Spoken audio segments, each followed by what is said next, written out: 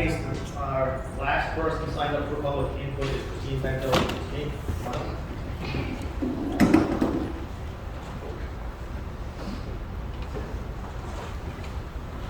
Somebody to phone him?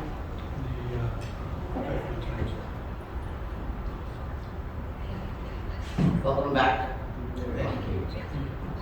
And I wanted to say, actually, I want to start off by saying that was interesting, especially for my woman there. I also personally, as a community leader, want to thank the fire department for everything that they've done. I think what I heard from him too was that he's opened the doors so that the council could probably tap into them more, because they want to do more for the community. And I noticed he said that, you know, it's not in their duty, it's in yours. So I also would like to see a lot more come from the council, who are supposed to serve the community, and be out there a little bit more working with those who are wanting to collaborate. I'm not trying to be rude about that. I know some of you do. We have a lot of new council on board now, and I know that even some of the ones that were already here before ran on change, and the new ones all said change, and the ones that are to come are probably all banking on change. I can sit here and say that that word is used too loosely.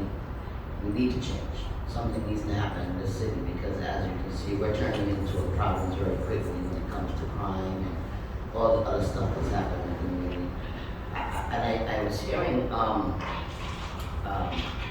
Pat and Eyez talk a little bit earlier about the licenses and the businesses, and I know that I made this comment over and over on Facebook again and again for the last couple of weeks, that I kind of feel like that's all the council's been doing, is voting on licenses and voting on this and voting on that. The community expects you guys to do a little more for the community, not just the businesses, the people in the community. And I think that's where it's lacking a little bit. And that's why I came here today, because us community leaders, myself, we've been quiet for about 11 months now. You know, there was a lot of technical difficulties getting public input done on the Zoom, and you know, there's always, you know, couldn't do it, or you put your hand up and ask a question, and it just wasn't working. So yes, I'm here today to make up for all the time I've lost, that I've had something to say. I've had to sit there and listen and watch a lot of things happen that the community's not happy with, and I'm here to voice them today. I expect my time to be appreciated, because I don't get paid to do what I do on the community. We've been doing a lot lately with all the COVID going on, food distributions and everything, that I really haven't seen too many of the council involved with, just to say that. I really wish that President Moran was here today, because I do have a few things that I wanted to address my thoughts to. About a year ago, Lynn Farinelli came in and spoke to the council about an officer Dolan. And she was warning about some things that were happening to community members out there. I wanted the council to know about it, to see what you guys can help us do to keep the community protected from some of these things that were happening. I don't know how many of you guys remember that conversation. Some of you are new, so I know you weren't here for that, but about 2 weeks ago, I believe, maybe the council meeting before that, after Officer Dolan's situation outside of duty or whatever he was doing in East Greenwich, that made the news, Councilwoman Melissa DeRosa came to the council and attempted to put something on the table to help get some documentation on behalf of CU4PC and myself, that have been trying to get 5 years of documentation from the police department that will let us know of external and internal complaints on police. This is a study we were trying to work on.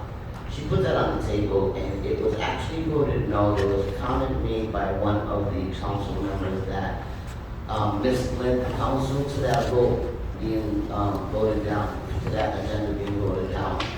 It was an unfactual statement that was made that the council can't vote on it because it was somehow in some type of court procedure, which it was not, is not, was not. So that was a very misleading comment made to the rest of the council, and only 2 councilwomen joined Minister Rosa and voted yes. The rest voted no, so it didn't go through. I'm gonna ask, I don't know if you guys, I know you can't answer it, but you just, watch me and listen to me, but can you raise your hand if you have been involved in a communication that I sent out via email to the city about a month and a half ago?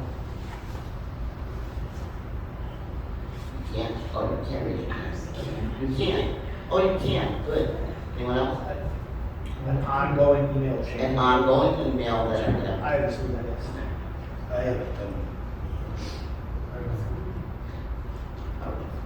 So majority of that. There's a reason why I sent that out. CU4PC was working with the police department trying to retrieve this information over the 5 years. It was part of one of our demands. And we were told that we could have it, but we weren't going to get it at the time. So we patiently waited almost a year for that information.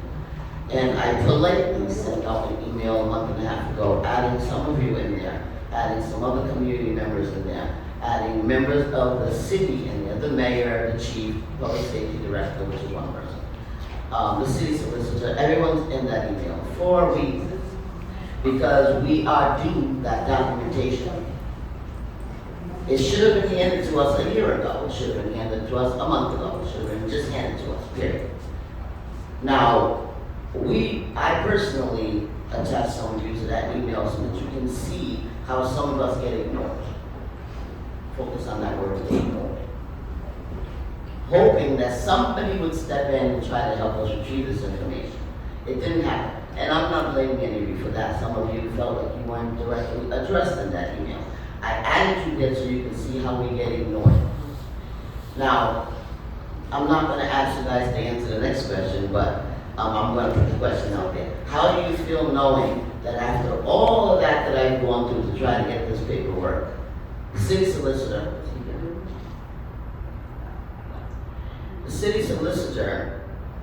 has decided to release that information to a nonprofit organization for a price of $480.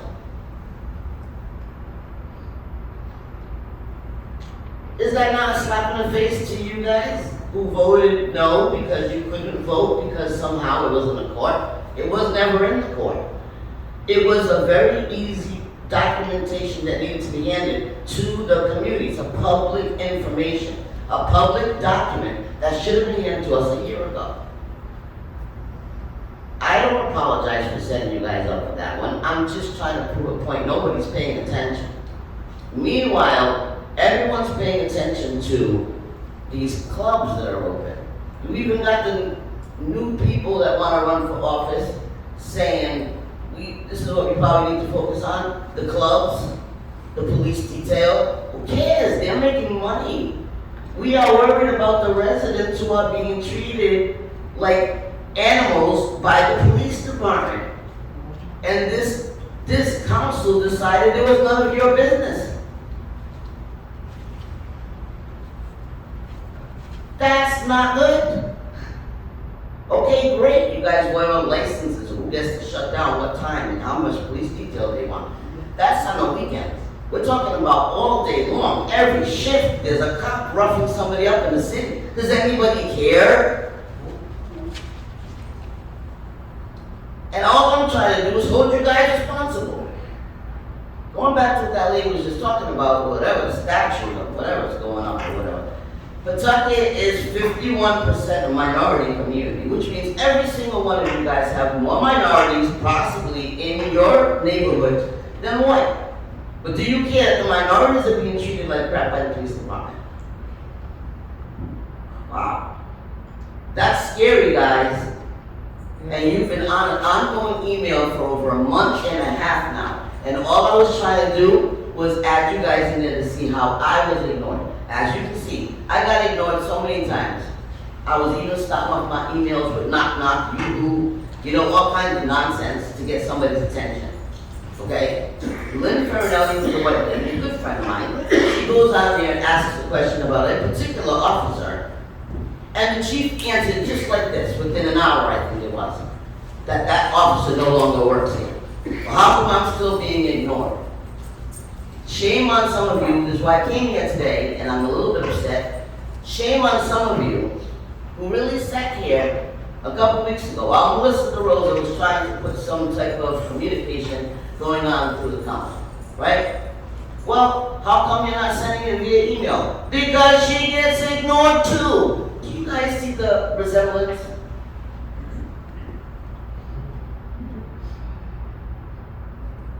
I shouldn't have to spell it out. There's a racial divide going on everywhere in the city, in every department, every single floor of this building. It needs to stop. How come we can't get answers to our questions? Isn't that what you guys are here for? I mean, you guys are individually supposed to be standing up for a different section of the community in the city. 3 at-larges over there. And nobody has a voice. Melissa DeRosa comes here and puts in a communication, several communications, and is told, why aren't you just sending out via email? She politely said, I'm going to be articulate because some of these people didn't hear what happened. She politely tried to say, I don't want to get into that right now. Can we just put this in this way, you know? Okay, the second one will, you know, she gets the second one, and everyone's like, well, how come you're not just sending out email? She should be able to send out just an email. She's Melissa DeRosa, councilwoman at large. She should be able to just send out an email. She's being ignored. To top it all off, a few of you said, well, next time you send out a communication, instead of coming through this process, which we want her to come through this process, by the way. I want her to answer, to ask the questions right here in this room. And I want to watch her be ignored. So when she comes to me to say she tried and she was being blackballed, I want to believe her, because I've seen it happen. I've seen Tim Rudd blackballed. Tim Rudd is a white man. I've seen him get blackballed because he stood up for the figurative community a little bit too much. Okay? It's gonna stop. I'm telling you guys it's gonna stop. I'm promising you it's gonna stop. If I've got to come here every single time to remind you of what's going on in the community, I will. Okay? So I'm gonna end by saying this. When I was watching the council and I was watching Melissa DeRosa be told, just put it in through a regular email. You should be doing it that way. And if you can't get answered through that, just, and I was gonna mention names, but President Moran's not here today, so I'll just leave that alone. 3 of you told her to CC us. She shouldn't have to CC any white men to get an answer to her question. That's how I took it. You might mean it in a very good way, but you know what? That came off really messed up. Just CC us. Somebody will answer you. Show us her being ignored. She shouldn't have to. She's saying she's being ignored. And don't go tell her, just tell them we have your back. No, you don't have her back, because guess who doesn't have my back in that email?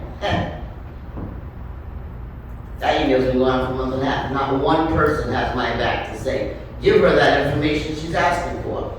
Yet, a white man goes in and puts it in as an APRA request in that email, and all of a sudden, he's being told he can have it for $480. What I'm going to ask this council to do is make sure that that $480 gets waived.